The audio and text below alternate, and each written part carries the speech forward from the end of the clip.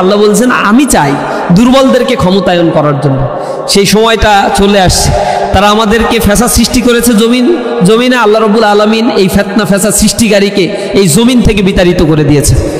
এর মৃত্যু হলেও এই জমিনে তার কবরের জন্য একটু মাটিও বরাদ্দ হবে না ইনশাআল্লাহ। এখান থেকে বিদায় নিয়েছে, তার যে অস্তিত্ব, নিঃশ্বাস, অস্থিমজ্জায় যে আদর্শ সে লালন করে, সেই রাম রাজ্যেই তার কবরস্থ হবে, এটা মানুষ বিশ্বাস করে এবং সেই পরিণতির অপেক্ষা শুধুমাত্র আমরা করছি। জুলাই আন্দোলনে যদি জনগণ তাকে হাতের কাছে পেত তাহলে হয়তো অনেক মানে হয়তো তাকে নিহতই করে ফেলতো, মেরেই ফেলতো, এত ক্ষোভ মানুষের অন্তরে ছিল। কিন্তু সে ওইখানে যদি মারা যেত তাহলে সে এই সিনারিওগুলো তো দেখতে পেত না।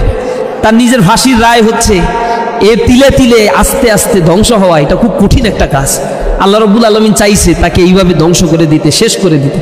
তার বাপ মারা যাওয়ার পরেও যখন জনগণ একটু রাস্তায় নামে নাই, জানাজার লোক পাওয়া যায়নি, তেমনি তার ফাঁসির রায় হওয়ার পরেও জনগণ রাস্তায় নামে নাই, তাদের জনগণের অস্তিত্বও খুঁজে পাওয়া যায় না।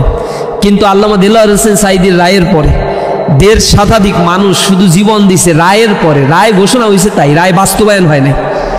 রায় বাস্তবায়ন হইলে বাংলাদেশ উলটপালট হয়ে যেত তখন। এটা ছিল আমাদের নেতৃবৃন্দর অবস্থা।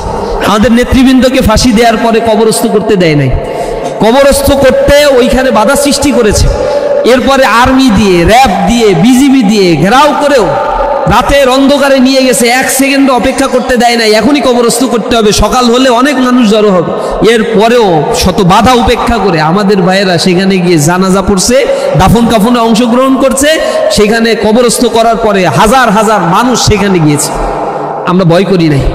এই জমিনে আমাদেরকে দুর্বল করতে চেয়েছিল, আল্লাহ রাব্বুল আলামিন আমাদেরকে শক্তিশালী করে দিয়েছেন, আলহামদুলিল্লাহ।